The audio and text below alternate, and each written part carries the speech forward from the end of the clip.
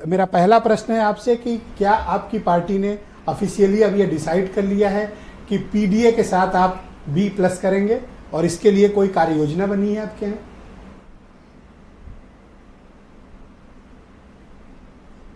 होगा जब पीडीए की स्ट्रैटेजी की घोषणा राष्ट्रीय अध्यक्ष जी ने की थी, और ये बहुत पुरानी बात कर रहा हूं, चुनाव से काफी पहले की, उस समय भी ये सवाल आया था कि ये क्या है।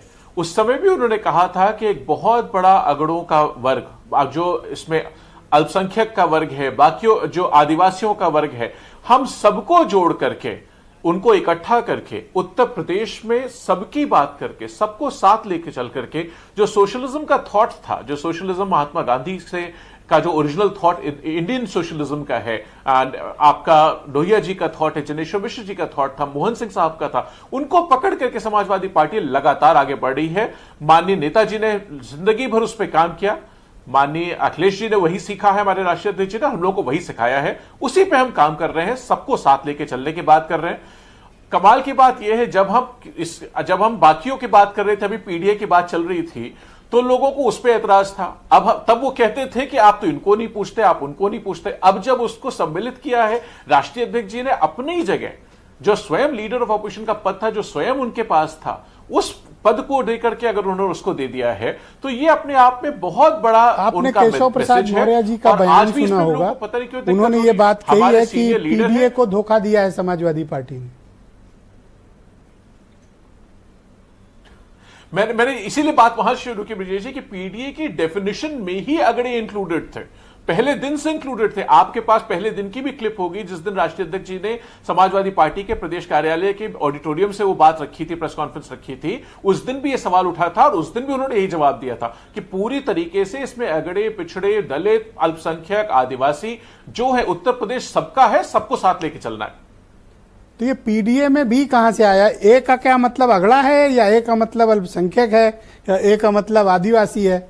आप तो कंफ्यूज कर रहे हो, थोड़ा सबको कंफ्यूज कर रहे हो। नहीं, मैं बिल्कुल कंफ्यूज नहीं कर रहा। तीनों अर्थ है। असल में है क्या, ये सिर्फ एक नॉमेनक्लेचर है, हमें नॉमेनक्लेचर पे नहीं जाना।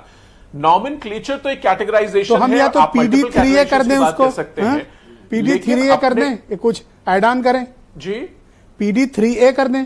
आप बिल्कुल पीडी 3A कर दीजिए, आप ऑफिशियली अनाउंस करो ना, कर दीजिए, to the whole power of 3 कर दीजिए, जो आपको उचित लगे बिल्कुल कर दीजिए। पिछड़ों की राजनीति करने वाले, दलितों की बात करने वाले, अल्पसंख्यक कम्युनिटी की आवाज उठाते उठाते अब आपको इधर अपर कास्ट में ब्राह्मणों की याद कैसे आ गई? ब्रजेश जी, मैं तो हमेशा कहता हूं कि ब्राह्मण से बड़ा समाजवादी तो कोई है ही नहीं। ये तो हमारे ऋषियों की परंपरा है। सर्वे भवन्तु सुखिनः सर्वे सन्तु निरामया की जो बात लिखी गई, आप हमारा कोई ग्रंथ उठा के देख लें, चाहे प्रभु श्री राम की बात हो रामचरितमानस में, रामायण में, चाहे प्रभु श्री कृष्ण की बात हो, भागवत पुराण हो, सब में लगातार सबको जोड़ करके, इकट्ठा करके, हर वर्ग को साथ लेके चलने की बात हुई है, और समाजवादी लोग सबको साथ लेके चलते हैं। थैंक यू अभिषेक जी, हमारे साथ जुड़े रहिएगा। इस परिचर्चा को आगे बढ़ाते हैं। मनोज उपाध्याय, उत्तर प्रदेश में। और ये बताइए कि क्या हमको नहीं करना चाहिए? हमें अधिकार नहीं? अगर हम अपना लीडर ऑपोजिशन किसी एक को बनाते तो क्या दूसरे की बात मुझे कोई आपत्ति नहीं? ये कैसी बात हो गई? मुझे कोई आपत्ति नहीं, तो बहुत अच्छा। आप पीडीए के नेतृत्व में आगे बढ़े थे, तो आपने अपनी विचारधारा में कुछ जोड़ा है, कुछ घटाया है, तो सवाल तो आपको पब्लिक लाइफ में फेस करने ही पड़ेंगे।